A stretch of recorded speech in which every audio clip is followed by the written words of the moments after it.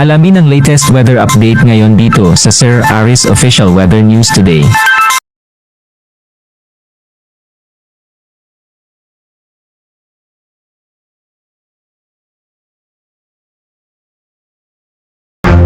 Kagabi ng alas 8, yung mga kaulapan na minomonitor natin dito sa kanluran ng Luzon ay isinangganap na low pressure area. Huli itong namataan sa laing 640 kilometers kanluran ng Iba, Zambales. So nasa labas po ito ng ating area of responsibility and sa kasalukuyan po mababa pa yung chance nito ng bagyo within the next 24 hours. But for now po, inakita natin na yung trough or extension nito ay magdudulot ng mga pag-ulan sa malaking bahagi ng Northern at Central Luzon. And ito po mga pagulan na ito na dulot ng trough ng LPA ay magpapatuloy po hanggang bukas. Samantala, ang southwest monsoon o habagat naman ay patuloy pa rin nakakaapekto sa Southern Luzon at Visayas at magdadala pa rin ito ng mataas na tsansa ng mga pagulan, pagkilat at pagkulog lalong-lalo na dito sa kanluran ng Southern Luzon at Visayas. So patuloy pa rin pong pag-iingat sa posibilidad ng mga pagbaha at pagguho ng lupa. Samantala,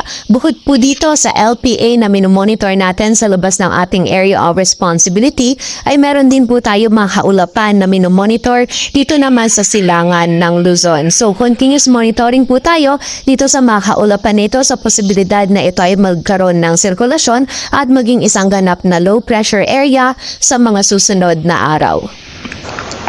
At ayon nga dito sa ating latest tropical cyclone threat potential, may kita po natin itong nasa kanluran ng Luzon. Ito na po ngayon yung low pressure area na minomonitor natin ngayon sa labas ng ating area of responsibility. Hindi po natin nakikita na papasok ito sa loob ng part and generally magiging northwestward po or northwestward ang pagkilos nito palayo sa anumang bahagi ng ating kalupaan. But muli po, yung trough or extension nito ngayon maging hanggang bukas ay magdudulot pa rin po ng mga pagulan sa malaking bahagi ng northern at central Luzon. Samantala, yung mga kaulapan din po na nabanggit natin kanina, posibleng ito po naman po yung nandito sa may silangan ng Luzon. At kung magkaroon man po ito ng sirkulasyon, ay posible po itong makaapekto dito sa may silangan ng Northern Luzon, maging sa area din ng extreme Northern Luzon by early next week. But for now po, wala pa po tayong nakikitang sirkulasyon,